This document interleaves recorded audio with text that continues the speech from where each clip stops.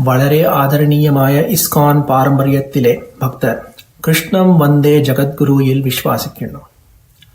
ഭഗവാൻ ശ്രീകൃഷ്ണൻ മാത്രമാണ് പരമപുരുഷം എന്നർത്ഥം.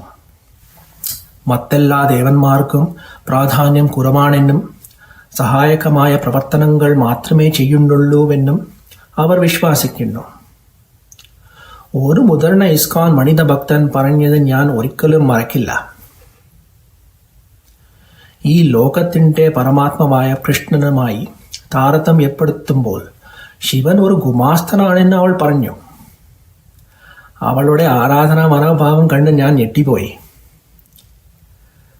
സനാതനധർമ്മത്തിൽ ഈ വ്യത്യസ്ത പാരമ്പര്യങ്ങളെല്ലാം ഉണ്ടായിരുന്നിട്ടും അവർ പങ്കിടുന്ന ഒരു പൊതുവിശ്വാസമുണ്ട്. സനാതനധർമ്മത്തിൽ ഒന്നിലധികം ദൈവങ്ങളോ ദേവന്മാർകളോ ഉണ്ടെന്ന് എല്ലാവരും സമ്മതിക്കും.